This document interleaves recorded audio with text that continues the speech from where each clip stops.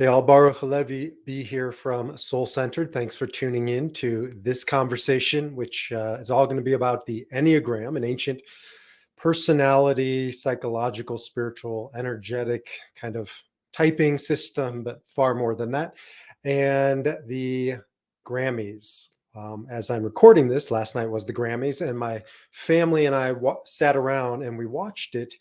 And I realized there's not much that's unifying us here, right? I like jazz, and one of my daughters likes rap. The other one likes pop. My wife likes folk, and the list goes on. And what I realized, though, was we were unified around both the experience of watching the Grammys, but also our shared language and, frankly, growing passion around the Enneagram. So the Enneagram just became the central kind of thread in our conversation. And I realized that this thing is amazing. It's withstood the test of time. It's thousands of years old. It cuts across generations. I was with my mom and her friends a few weeks ago, and we were all engrossed in a conversation about the Enneagram. Then I was with my son who's in college and his buddies the next weekend, and we were engrossed in a conversation about the Enneagram. And then last night we were talking about it. Oftentimes we think about the Enneagram as a personality of us as individuals, and it is. But it also describes, again, it's not a personality, or if it is, it's more of an energy, a flavor. You're not bound to, you're not trapped by this personality, this persona, which literally means mask. It's kind of the vibe we take on, the way we present to the world. Well, the same is true with something like music. And as we're talking about it last night, we were kind of fleshing out the energy, the soul of each musical genre as it came up. And as we kind of continued to brainstorm, there is not an answer. There's not one answer, but I'm going to walk you through our conversation from last night because it was enlightening to me and it was exciting and it was fun. And whether or not, the Grammys are behind us this year, you can take this with you into conversations with your kids or your parents or your friends, or just to reflect on it yourself and really go deeper behind the scenes, if you will.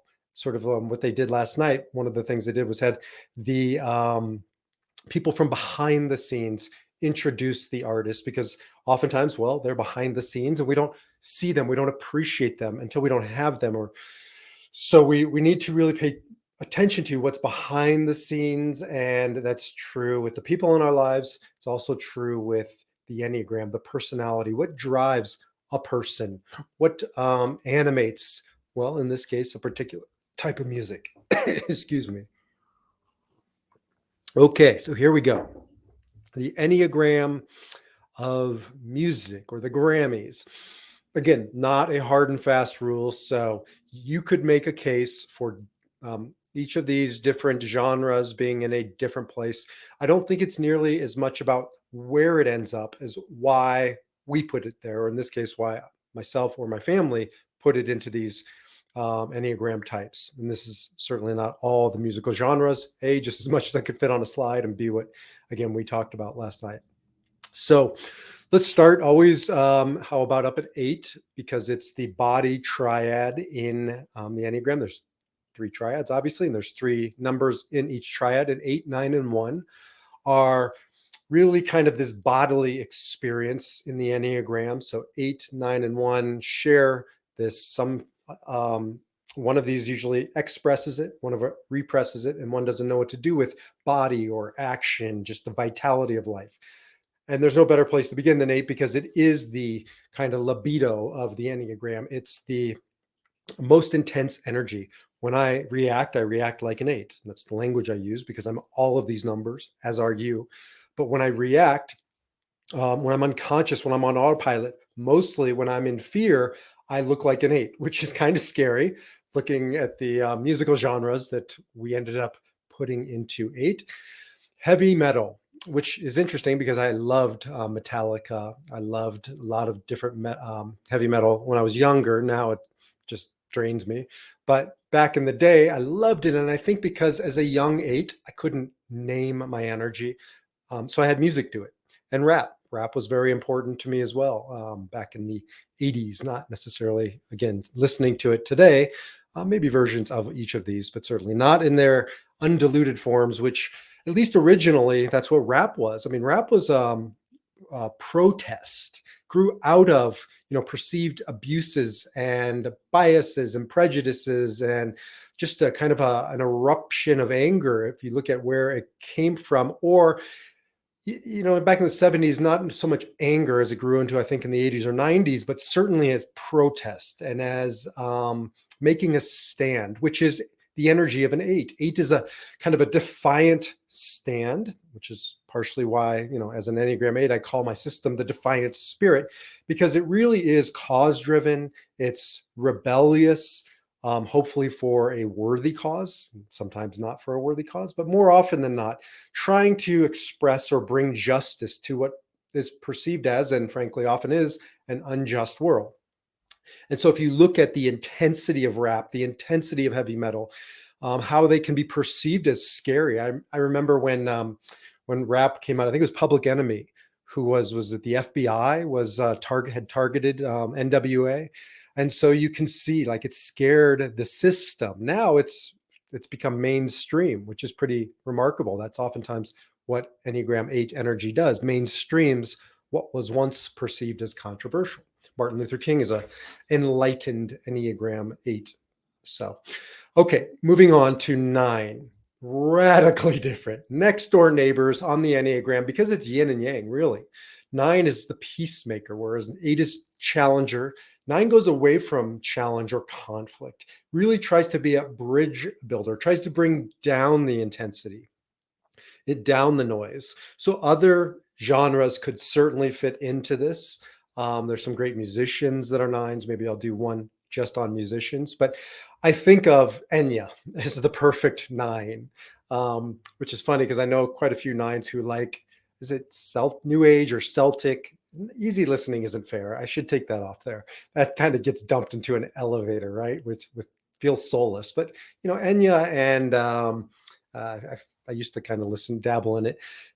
Definitely not soulless. I mean, definitely soulful. And if you listen to kind of Celtic music, New Age music, really brings down the intensity, whereas obviously heavy metal brings up the intensity. Not better, not worse, but I really do think one is conflict avoidant and peace seeking, and the other is conflict inducing and agitating. And both are necessary at times in our life. Okay, moving on to 1. So 8 is expressing intensity of body. 9 is really kind of going away from intensity and just circumventing it. And 1 is really about harnessing or channeling it into a system. And that's the one, the reformer at his or her best. Now, classical music really is 1-ish, and it is 5-ish, which we'll get to. But I think when it's polished and performed, it becomes symphony. I think that the experience of classical music is 1. Maybe the creation of it is 5. We'll get there. But really, symphony, everybody playing their part. Perfection when you go to the symphony. It feels like a perfect environment, right? You don't show up to the symphony wearing shorts and a t-shirt. There are only 2 places anymore that's true in my experience. One is a funeral, having officiated hundreds of funerals. I never saw anybody show up in a tank top. And number 2 is I've been to the symphony limited times, especially during COVID, but I've never seen anybody show up in a tank top. I think partially because we intuit we need some places and spaces that are elegant, well-crafted. Every detail is thought out, and the symphony and the opera, the performance piece, but performance to perfection. That's really the 1, and really systematizing this perfection. Moving down to the 2, 3, and 4, that's the heart triad, the feeling kind of go-to, whereas 8, 9, and 1 are action. 2, 3, and 4 are emoting. Every type has access to both of these, all of these. So we're going to get into the head triad, but more of a go-to in reaction or a natural sort of familiarity, fluidity. 2, the nurturer, the helper, the quintessential kind of mother image, and in Kabbalah, the mother, the divine as mother. So pop, adult contemporary, right? There's an accessibility, there's a warmth to it. It doesn't challenge necessarily, at least so explicitly, like maybe 8 does. It doesn't always soothe so matter of factly kind of a given as 9. It may not be as crisp and clean as 1, but it has this universal appeal. I mean, maybe not everybody doesn't love pop or adult contemporary, but I'd have to argue it's probably the most popular, which is maybe why it's called pop. Certainly the most unifying. If you're going to have a party, you're not going to play. I mean, if you're going to have a multi-generational kind of multi-demographic party, you're not going to play heavy metal or necessarily rap or even new age or opera, but probably could get away with this unifying, easy, warm genre called pop and adult contemporary. And R&B connected very much to that. R&B coming from gospel, coming from church. And I would have to say, although a Christian would probably argue that Jesus was all of these types, I think those of us who really study and explore the Enneagram would put Christianity, certainly, if not Jesus, under a 2, whereas Judaism would be a 6, Buddhism might be a 5, but Christianity really has this kind of 2 nurturing quality, loving quality. And so R&B growing out of that experience of the church and the gospel and connecting to God and really expressing that in the music. Moving down to 3, Enneagram 3. This is where, my family and I were into it a little bit, but I'm stuck in the 1980s when it comes to my music. And this is, to me, 80s pop, but even more rock and roll. Certainly 80s rock and roll, performance-driven rock and roll. You think of like, Bon Jovi or, some of the other sort of big hair bands for sure, which this isn't who they were. Watch Rock of Ages, great Enneagram 3 movie, created or certainly starring in Enneagram 3 in Tom Cruise. He's a quintessential Enneagram 3, plays almost only exclusively Enneagram 3 movies. And this 80s rock or rock in general performance, shallow, which, can be a negative. I mean, most of my 80s rock songs are not that deep. You get into U2 and I think they've left behind the 3. I don't know where Bono is. I have to think about that. But more of the, the more shallow, thin versions of 80s rock, certainly. And fun, but it's not, shallow isn't a bad thing. I don't want to go deep when I'm driving my car down the street and I want to, blast out some Tom Petty. I'm not sure he's shallow, but you know what I mean. So 80s pop rock performance on stage called the achiever or the performer in many systems. And then Broadway musicals for sure. I mean, it's all about the show. It doesn't mean it doesn't go deep, but it does mean it goes wide and really tries to hold your attention the entire time. That's a 3 thing. Whereas 4 doesn't care if they hold your attention. They're not performing. The performer, right, puts on the mask and becomes somebody he or she is not as a means to engage you. And that has a shadow side. Listen to my Will Smith talk on Enneagram 3s. Okay, moving down to 4. I'd say now at this stage in life, my favorite genre that expresses my soul is jazz. And I think jazz is unequivocally a 4. I wouldn't even know where else to place it. 7, no, I think it's a 4 because 4 is the individualist. It's all about individual expression. Good jazz music. I'm not talking about, Enneagram 9, no offense, easy listening elevator jazz music. And that's not fair because I think there's a lot of Enneagram 9 jazz musicians. But this 4 creativity, this depth, 4s go deep, whereas 3s go wide. And 4s can overdo it going deep. 3s can overdo it going wide. They really have yin yang, sort of like 8 and 9. And so jazz music takes you deeper into your individuality because all great jazz music is expressed as individuals. I was just listening to a talk by John Baptiste, who won, I think, more Grammys last night than anybody else. Unbelievable human being and musician. I mean, his personal story is as compelling as his music. And I'm going to do an Enneagram maybe on him and Disney Soul. He penned the music for Disney Soul. I would argue he's maybe even the flavor, the impetus behind the protagonist in the Disney Soul movie, Joe Gardner. Anyways, jazz starts with a structure and they need a structure. And this is the 4 at his or her best. They go up into a 1 because there's a line there. They borrow the structure. They come back down to the 4 and they express within a container. 4s without a container are like mad artists. They can lose themselves. And that'll take us next door to the punk and grunge side of things. Great jazz musicians can lose themselves if they don't have the structure of the music. And so it's about structure and then going into the structure of the system and leaving your individual soul print on it. Now, punk, grunge, indie, I loved Nirvana back in the day. Kurt Cobain was a four that obviously became unhinged, didn't have the structure, and ultimately took his life. I would say Amy Winehouse too. Probably lots of artists across genres who lose themselves, go so deep and so far they sort of lose touch, and maybe they shift more over to the five, which we'll get to, which is an isolationist move. But really a raw, real sound, indie music, at least originally. I think now it's a little more pop-ish.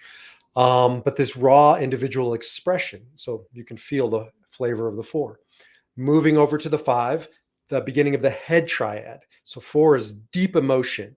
Five is, the absence of emotion, or at least at an unhealthy level, the absence of emotion, but really starting with the head.